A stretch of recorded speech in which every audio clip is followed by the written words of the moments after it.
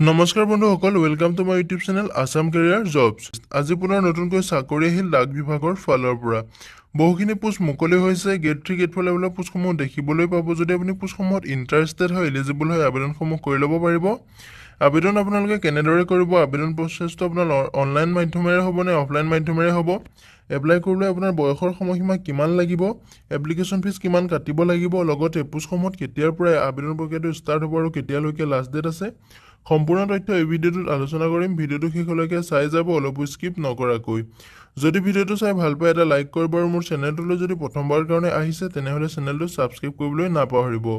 লগতে ভিডিঅ'টো সকলো বন্ধু বান্ধৱীলৈ শ্বেয়াৰ কৰি দিব যাতে সকলোৱে জবৰ আপডেটসমূহ প্ৰতিদিনে পাই থাকিব পাৰে। ইয়াতে পোষ্ট অফিচ ৰিক্ৰুটমেণ্টৰ 2025ৰ ফালৰ পৰা যিসমূহ পোষ্ট মুকলি হৈছে, ইয়াতে আপোনালোকে ড্ৰাইভাৰৰ পোষ্ট দেখিবলৈ পাব। বিভিন্ন ধৰণৰ গেট 3 গেট 4 লেভেলৰ পোষ্টসমূহ দেখিবলৈ পাব। যদি আপুনি পোষ্টসমূহত আবেদন কৰিম বুলি ভাবিছে, ভিডিঅ'টো শেষলৈকে চাব, অলপো স্কিপ নকৰাকৈ। যিহেতু ইয়াতে দেখিবলৈ পাইছে post office SCD recruitment 2025 apply for staff car driver post. যিহেতু আপোনাৰ ষ্টাফ কাৰ ড্ৰাইভাৰ পোষ্টৰ কাৰণে ভেকেঞ্চি মুকলি কৰি দিয়া হৈছে। ইয়াতে এটা অভাৰভিউ দিয়া আছে যিটো পোষ্ট অফিচৰ ফালৰ পৰা পোষ্ট মুকলি হৈছে। ভেকেঞ্চিটো আহিছে পোষ্ট অফিচ নিউ ভেকেঞ্চি 2025ৰ ফালৰ পৰা। অৰ্গেনাইজেশ্যনটোৰ নেম হৈছে ডিপাৰ্টমেণ্ট অফ পোষ্ট। ইয়াতে আপোনাৰ পোষ্ট নেমটো হৈছে ষ্টাফ কাৰ ড্ৰাইভাৰ SCD, যিটো আপোনাৰ ষ্টাফ কাৰ ড্ৰাইভাৰ। ডাক বিভাগৰ যিসকল আপোনাৰ ষ্টাফ আছে তেওঁলোকৰ কাৰবিলাকৰ আপোনাৰ ড্ৰাইভিং কৰিব লাগিব। এপ্লাই মোডটো আপোনালোকে অফলাইন মাধ্যমেৰে আবেদনসমূহ কৰিব পাৰিব। হু কেন এপ্লাই ক্ষেত্ৰত ক'বলৈ গ'লে অল মেল ফিমেল কেণ্ডিডেটে পোষ্টসমূহত আবেদনসমূহ কৰিব পাৰিব।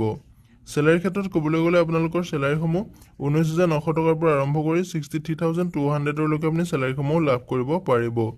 ইয়াতে বয়সৰ সময়সীমাটো দিয়া আছে। মিনিমাম এজটো আপোনাৰ 18 বছৰ হ'লে পোষ্টসমূহত আবেদন কৰিব পাৰিব।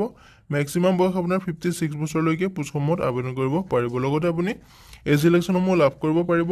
SC ST হ'লে আপুনি 5 বছৰকৈ এজ ইলেকশ্যন লাভ কৰিব পাৰিব আৰু OBC হ'লে আপুনি 3 বছৰকৈ এজ ইলেকশ্যন লাভ কৰিব পাৰিব। ইয়াতে এপ্লিকেশ্যন ফিজটোৰ ক্ষেত্ৰত ক'বলৈ গ'লে কোনো ধৰণৰ এপ্লিকেশ্যন ফিজ পে'মেণ্ট কৰিব নালাগে। জেনেৰেল OBC ST কোনো ধৰণৰ আপুনি এপ্লিকেশ্যন ফিজ পে'মেণ্ট কৰিব নালাগে। চিলেকশ্যন প্ৰচেছটো আপোনাৰ এটা ৰিটেন এক্সাম হ'ব। ৰিটেন এক্সামৰ পিছত আপোনাৰ স্কিল টেষ্ট কৰিব, তাৰপিছতে আপোনাৰ মেৰিট লিষ্টটো মাৰি দিব। এডুকেশ্যন কোৱালিফিকেশ্যনৰ ক্ষেত্ৰত ক'বলৈ গ'লে আপুনি এই পোষ্টটোত আবেদন কৰিবলৈ মিনিমাম 10 পাছ কৰিলেও আপুনি পোষ্টটোত আবেদন কৰিব পাৰিব। 12 পাছ কৰিলেও আবেদন কৰিব পাৰিব। যদি আপোনাৰ গ্ৰেজুৱেশ্যনো আছে তেতিয়াও আপুনি পোষ্টসমূহত আবেদন কৰিব পাৰিব। যিটো গেট 3 গেট 4 লেভেলৰ পোষ্টসমূহ দেখিবলৈ পাব।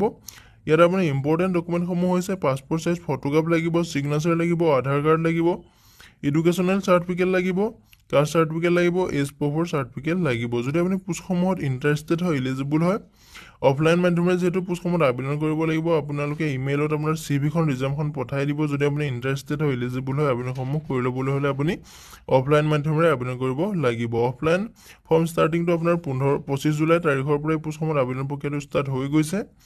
লাষ্ট ডেটটো আছে আপোনাৰ 26 আগষ্টৰ তাৰিখলৈকে লাষ্ট ডেট আছে। যদি আপুনি আবেদন কৰিম বুলি ভাবিছে, ভিডিঅ' ডেছক্ৰিপশ্যনে মই এপ্লিকেশ্যন ফৰ্মৰ লিংক দিম, তাতেও আপুনি ডাউনলোড কৰি ল'ব।